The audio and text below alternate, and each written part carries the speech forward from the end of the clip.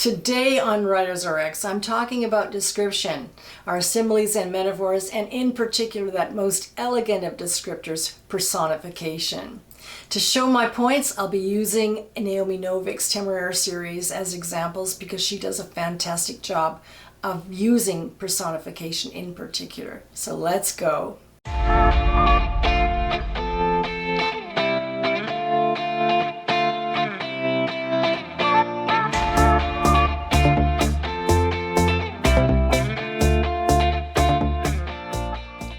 I've been reading Naomi Novik's Temeraire series. If you haven't read the books, I highly recommend them.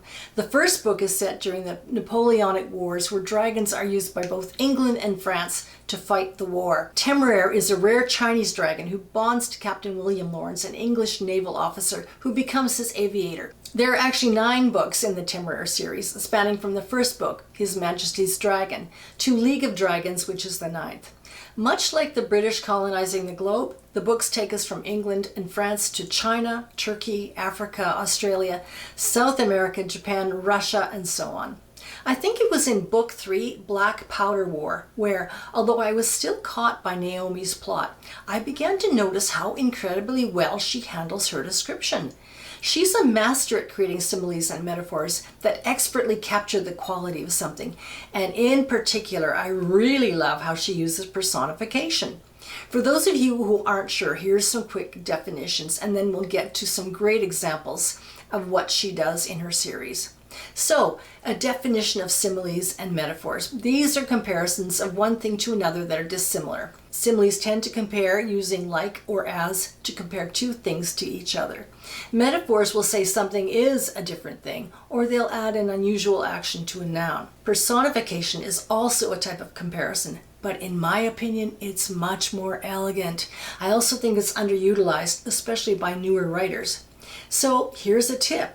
If you want to look and sound like a more seasoned writer, work on creating personifications. Personification attributes a human quality to something that's non-human, or it represents an abstract quality in human form. Let's take a look at some excellent examples from Naomi's Temeraire series, Book 3, Black Powder War.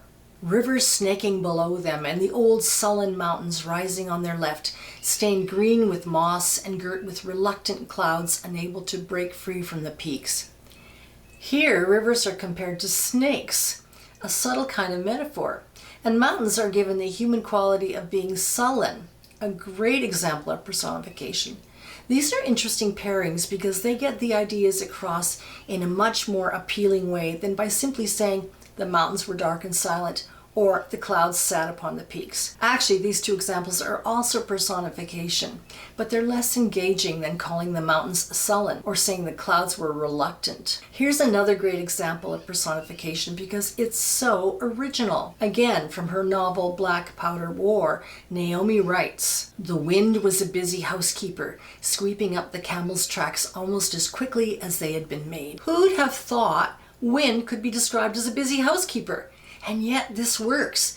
The visual it paints is effective. Here is an excellent and original simile, also from Book 3. The sun was coming up over the eastern ramparts, the night breaking up into long, narrow ranked clouds like rolled cigars, blue and touched all along their sides with orange fire. Wow. Clouds like rolled cigars. Again, such a fresh comparison, yet we see it clearly in our mind's eye. How often have you looked at clouds and seen them like that? And the colors blue and orange, they're vivid opposites, which also adds to the description, further establishing the time at dawn. Here are a few more great examples from Book 4, Empire of Ivory. Temeraire was waiting, rough-pricked, agitated, and crouched small to conceal it. He put Lawrence upon his neck and launched quickly. London falling away, a collection of lamps and lanterns and the bitter smoke of 10,000 chimneys. Ship's light moving gently down the Thames and only the rushing hollow sound of wind. Such an excellent way to describe London in the 1800s.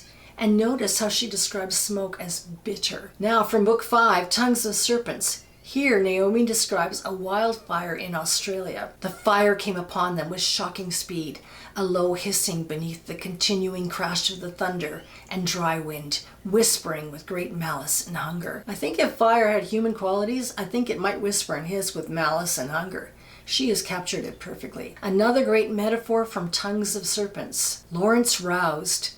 The air was salt, and below them the moonlight was running silver across the water. A thin shimmering road stretched out, vanishing to the dark horizon far away. Naomi also uses nouns that suggest color, especially at night. The air was salt. Salt is white. The moonlight is silver, a shimmering road that vanishes to a dark horizon. Light and dark, monochromes. Very effective. And finally, a great simile metaphor combination from Crucible of Gold, Book 6.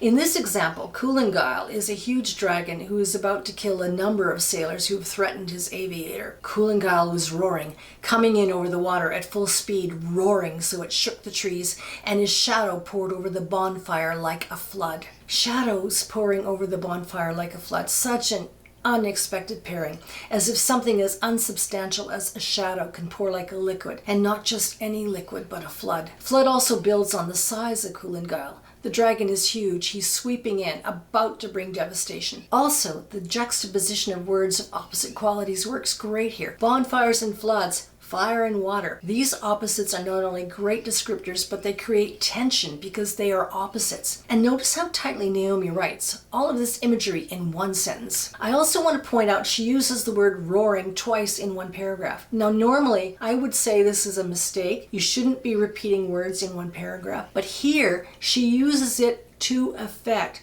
She means to use it twice to build upon it. So if you ever use words more than once in a paragraph or on a page, you must do it with intention. I can't recommend Naomi Novik's novels enough.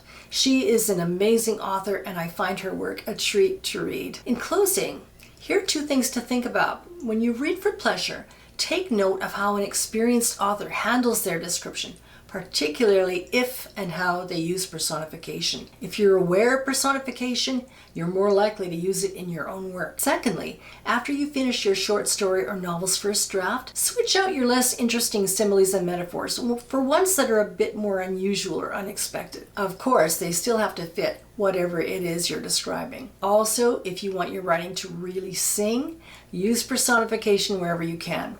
Personification is the elegant soprano to those more regular members of the chorus, our similes and metaphors.